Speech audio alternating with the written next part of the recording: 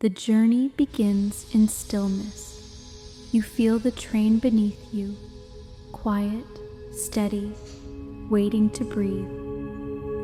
Outside, a soft mist curls along the edge of the platform, brushing gently against glass and steel. You are in Christchurch, but already the world is falling away. A bell chimes faintly, and the train begins to move, not with force, but with grace, like the start of a sentence that doesn't need to be finished too quickly. You settle deeper into your seat. Let your shoulders soften. Let your breath find the rhythm of the wheels. Outside, the suburbs slip by. Wide streets, low rooftops, gardens damp from morning drizzle. Even here there is quiet. Even here the sky feels open, the houses thin, the fences blur, and the first signs of open land begin to appear. Inhale and let the city fall behind. The mist hangs low over the Canterbury Plains, turning fields into soft patches of green and gold, fading into one another like a dream. You pass orchards, still dripping from last night's rain. Rows of apple trees, their spring blossoms just beginning to bloom, blush pink and cream against the silver sky. A small flock of birds lifts suddenly from the fence posts, wings flashing white as they disappear into the fog. Their movement is quiet, as if they too are careful not to disturb the calm. To your left, a narrow stream runs beside the track. Its water is clear, gathering light from above, curling through willows and soft grass. You feel the same, carried, moving gently, without needing to know where. The train glides through low farmland now. Flat fields stretch into the mist, stitched together with hedgerows and the occasional gravel road. Cows graze slowly in the distance, dark shapes against a field of soft green. You pass small clusters of homes, quiet cottages with smoke rising from their chimneys. The windows glow faintly in the grey light. You imagine warm kitchens, boiling kettles, hands wrapped around mugs. Let yourself feel that warmth, even here, even now. The name Darfield appears faintly on a sign as you pass. Not a stop, just a whisper of a place, a shape in the mist, a village cradled by farmland with the faintest hint of hills rising behind. To your right, the land begins to shift, ever so slightly. It rises, ruffles, hints of folded earth beyond the fields. The first promises of what lies ahead. The Southern Alps are coming, not yet seen, but sensed. You breathe in, and the air feels different now. Cooler, fresher, carried down from snowmelt and stone. The train curves gently, following the contour of an old graded riverbed. You catch flashes of the Waimakariri River far to the north, its silver ribbons winding through stone and sand, not rushing, just moving, like you. The landscape holds a certain hush, as if the mist has smoothed out every sound. You could almost believe time has slowed here, that the train is not so much moving forward, but floating in place, letting the land unfold beneath it. Fields of yellow gorse appear, bright and defiant against the gray. Their blossoms burst like flame in the drizzle. Even in the mist, there is color. Even in the quiet, life stirs. You pass through a patch of woodland. Poplars and eucalyptus rise tall and slender, their leaves trembling faintly in the breeze. The scent is soft, fresh sap, wet bark, the beginnings of spring. And then the trees part again, and you find yourself surrounded by more space, open land touched by fog, the sky pressing low in a comforting way. A sheepdog runs along a fence line beside the train, its figure blurred by speed and mist.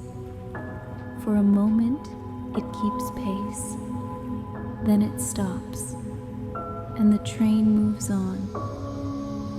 You feel like you are leaving pieces of story behind with every mile, not losing them, just setting them gently down, letting them rest. The name Springfield passes your window, another small town tucked into the hush, its streets empty in the midday mist. From here, the land begins to lift more noticeably. The foothills start to roll, soft at first, like waves caught in slow motion, then steeper, darker, bolder. You sense what's coming. The mountains are near. You can't see them yet, but the land tells you they're waiting. Let your breath rise with the land. Let it stretch into the distance. Let it soften, like clouds touching stone. A hawk glides above the fields to your left. Its wings are wide and still, riding the currents with quiet grace. You watch it for a moment and feel the same lift within your chest. This is the beginning of ascent, not steep, but sure. You are moving from the plains into something older, something wilder. But there is no fear, only stillness, only wonder. And as the train gently approaches the first hills leading toward the Southern Alps, you feel ready. Ready for the climb. Ready for the silence. Ready for whatever waits beyond the mist. The train hums quietly beneath you, still steady, still calm. But the land around you has begun to shift, not suddenly, but with a kind of quiet confidence. The hills are no longer hints. They are here now, rising on either side, dark with rain-soaked earth, dusted at their tips with the last breath of snow. You are leaving the plains behind. You can feel it, not just in the track's gentle climb, but in the air itself, cooler, crisper, rich with the scent of moss and stone. The mist is thicker here, but it clings more gently than before. Not heavy, just close. It moves in soft ribbons across the slopes, curving around boulders and branches like a shawl across the shoulders of the earth. The train begins to wind now, hugging the side of a narrow valley. You pass steep embankments where waterfalls tumble from hidden streams, silver lines dropping between ferns and vanishing beneath bridges. Below you, a wide rocky channel opens, the bed of the Waimakariri River again, wilder now, its surface braided with pale blue ribbons of glacial melt. Let your breath match the water's weave, complex, gentle, continuous. You move over a long viaduct, one of several to come. It stretches across a narrow ravine, lifting the train into the cloud light just above the treetops. The view is blurred but beautiful. Pines rise from the valley like dark spears, their tips lost in the mist, and far across you glimpse the shape of Mount Torles, its flanks half hidden, its ridges brushed with snow and silence.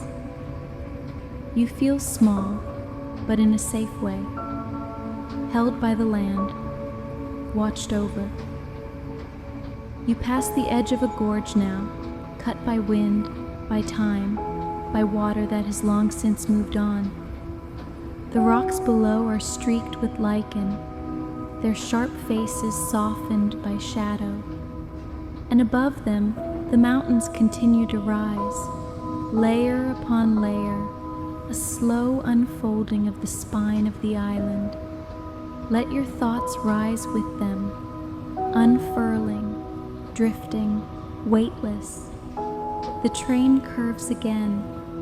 You cross another bridge, this one longer, higher. You don't see its edges, only the open space below and the river rushing far beneath. This is Staircase Viaduct, a marvel of quiet engineering, its steel bones carrying you from one side of the gorge to the other, as if suspended on air.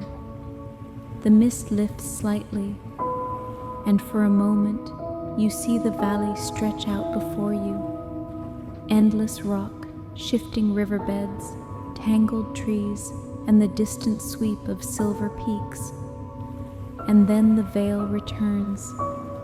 The cloud closes again, and the journey becomes inward once more.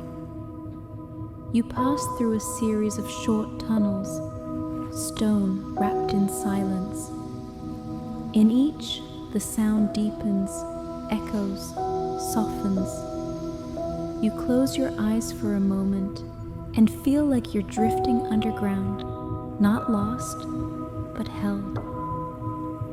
When you emerge again, the world is softer, paler, quieter. The train now climbs toward Arthur's Pass, the highest point of the journey. But there's no drama, no rush, only stillness, only wonder. You are deep in the heart of the mountains now, and it feels like the mountains are breathing. You pass close to the banks of Beely River, its water faster, louder, but not angry, just alive. Boulders scatter its course, covered in damp moss and pale green lichens. The river twists and leaps like a silver ribbon pulled tight and loose, tight and loose. The air here is sharper, not cold, but invigorating. You imagine stepping outside, feeling the sting of it on your skin, the soft crunch of alpine gravel beneath your feet. Above you, the ridges of Mount Rolleston drift in and out of view, its steep faces blurred with snow and scree, its upper reaches lost in low cloud. The train slows slightly, its wheels adjusting to the curve of the pass, to the shape of the land, and still the mist remains, always shifting, always soft. It clings to the treetops, drips from overhanging rocks, settles in the creases of the land like forgotten thoughts. You feel your own thoughts soften too, not gone, just less sharp, more distant. A Kia, bright and green-gray, flashes past the window, its call sharp and sudden, then gone. A reminder that even in the quiet, there is life. The landscape now is starker, more elemental, fewer trees, more stone. The colors are simple, gray rock, green lichen, white snow. But nothing feels barren. Everything has weight, presence. The station at Arthur's Pass appears through the mist, small, quiet, folded into the land. You don't stop, you glide past, a breath among clouds, a traveler between peaks. To your right now, the drop is steep. Below, a scattering of alpine scrub, hardy, weather-shaped, rooted deep. Above, the clouds shift again, and for a moment, the sun breaks through. Just a shaft, a touch. It lands on a ridge of snow, and the whole valley seems to glow. You breathe in and feel the light inside you, not bright, not blazing, just enough. The tunnel is coming, the great one, long and deep, but you're not there yet. For now, you are here, high in the Southern Alps, held between mountain and mist, riding the line between wonder and stillness. Let that be enough. Let the journey be the destination. Let your breath be the rhythm of the land. The air is quiet now, thin and cool. You've climbed to the top of the island, the highest point.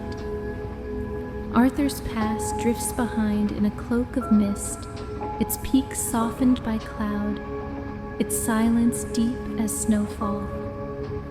The train slows, but it doesn't stop. Instead, it glides forward into the shadow of the mountain. You're entering the Otira Tunnel, a long, dark passage carved deep through rock and time, an invisible bridge between one world and another. The light dims, then disappears. The windows show nothing now but the soft reflection of your own breath. You are underground, but there's no fear here. Only stillness.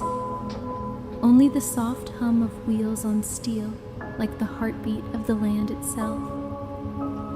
You sit quietly, wrapped in darkness, carried by motion, a passenger in every sense, letting go, trusting the way forward.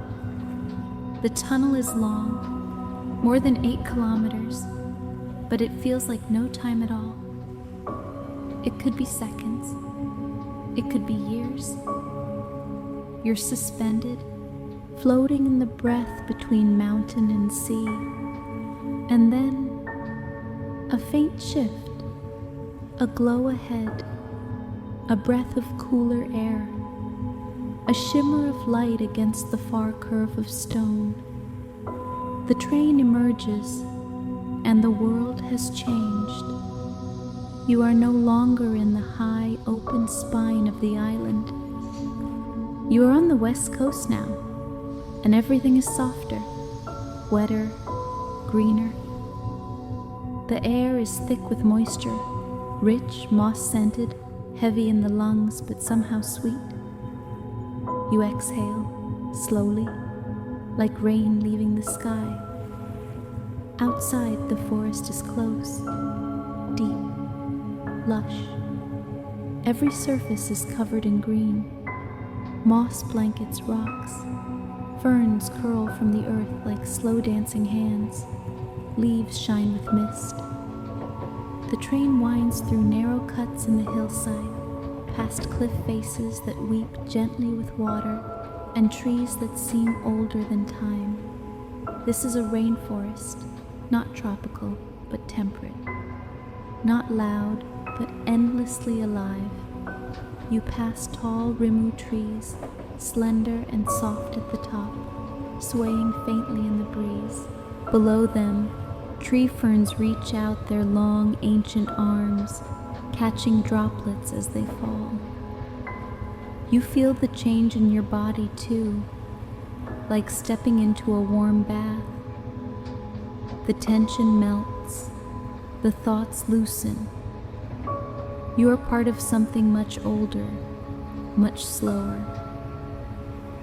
The train moves carefully now, curving around cliffs and hugging the side of the Otira River. You glimpse it below, vast and pale blue, tumbling over boulders, carving its way down from the mountains. You see boulders covered in moss, small waterfalls bursting from the hillside, a patch of yellow wildflowers blooming on a ledge. Everything is damp, but not cold. Everything is soft, but not silent. You imagine stepping outside, feeling the leaves brush your arms, hearing the tap of rain on fern, the distant call of a twee from deep in the trees. Let that sound echo in you now. Let your breath become birdsong. Let your thoughts become mist. The forest thickens. You pass into a grove where the trees close overhead, forming a green cathedral. Shafts of soft light falling through high branches, catching in spider webs and fog. For a moment, you feel completely hidden, not lost, just invisible. The train curves again, and the forest opens slightly.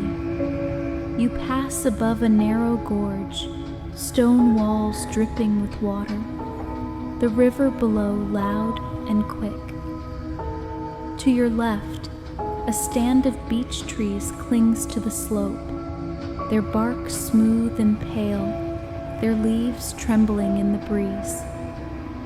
The mist here is lower, brushing just above the ground. It curls around trunks, spills into gullies, wraps itself into the folds of the land. And all of it, every leaf, every drop, every shadow, feels like it's breathing. You breathe too, deeper now, slower. The tension you carried up the mountain has faded. You are descending into stillness, into soft rain, into green. The village of Otira passes in the distance, a scattering of rooftops tucked under the trees, barely touched by the modern world. You see smoke from a chimney rising into the mist. You wonder who lives there, but you don't need to know. The presence of the place is enough. The train follows the river now, its voice a constant companion. Sometimes it whispers, sometimes it rushes, but always it flows. Let your breath do the same. Further down the valley, you pass over a narrow bridge, the forest pulling back for a moment to reveal a waterfall, not tall, but full of life. It leaps from a crevice in the rock, bouncing over moss and lichen, falling into a pool that seems to shimmer from within. You feel the energy of it, gentle, cleansing, and you let it move through you, washing, warming, welcoming. The trees rise again, but the mist is lifting, the light is changing. It's still midday, but on the west coast the day carries a softer voice. You are descending into something sacred, something ancient, a forest older than the hills, a quiet older than words. And you are not a visitor, you are part of it now, carried in silence, held in green. You feel the train's rhythm settle again, sure, calm, almost slow. The land stretches wider, the canopy lifts, and somewhere far ahead a brighter light waits. But there's no need to reach it yet. Let the forest hold you. Let the journey be enough. Let the rain speak softly on your window. Let the wheels hum like a lullaby. You are descending, but you are rising too, into peace, into presence, into the heart of the wild. The trees begin to thin, not all at once, but slowly, like a curtain being drawn open inch by inch. And behind them, the land stretches out again. You've left the steep valleys of the mountains behind, the high ridges, the mist-soaked forest, the thunder of alpine rivers. Now everything is softer, wider, open to the sky. You pass over a wooden trestle bridge, and below, the Taramaka River winds through gravel beds, broad and pale, carving its lazy way westward to the sea. You follow it. The train rides its edge, a silver thread between bush and river bend, sliding quietly through the last wild spaces of the west coast. Let your breath follow the river, long, low, flowing. The forest to your left is gentler now. Smaller trees, open fields, grasses waving in the wind. You see flax plants gathered near the track, their tall green blades swaying with grace, and clusters of cabbage trees, their crowns reaching skyward like slow fireworks. A light drizzle begins to fall again, not enough to blur the view, just enough to soften it. Raindrops beat on the window beside you. They slide slowly, leaving delicate trails in their wake. It feels like the land itself is weeping, but not from sorrow, just release, just relief. You pass a series of wetlands now, shallow pools, tufts of reeds, and the mirrored sky reflected on their surface. In the distance, a pair of paradise ducks lift from the water, their wings wide and steady, disappearing into low gray cloud. There's something sacred in this quiet, not stillness, but simplicity. Let yourself rest in it. Let your body feel heavy, like roots in damp earth. Let your thoughts drift, like mist rising from the grass. The hills fade further behind now, and you pass into farmland, a patchwork of green and brown, fenced with time-worn posts, grazed by slow-moving cattle. The cows barely lift their heads as the train passes. They know this sound. They belong to the rhythm of the place. You do too. You cross another river, this time narrow, fast, flanked by flowering gorse and tangled vine. The scent through the open window is damp wood, wet grass, and just a touch of salt. You are near the sea now. But first, a moment of brightness. To your right, a break in the trees reveals a still, silent lake. Lake Brunner, calm and silver in the low light. Its surface holds the sky like a secret not yet spoken. You see the reflection of the hills, the trees, even the train itself. You feel mirrored too, everything inside you held gently on the surface of the water. A white heron stands at the shore, tall and motionless. Its thin legs disappear into the shallows. Its beak faces west. It is not waiting. It is simply there, present, balanced, whole, like you. The train moves on, skimming the edge of the lake, then pulling away as the land flattens into long fields. The mountains are behind you now, a memory in mist. Ahead, only space and sky and the wide open hush of coast. You pass small clusters of houses, painted tin roofs, weathered fences, wood piles stacked for cold nights. Someone stands in a garden.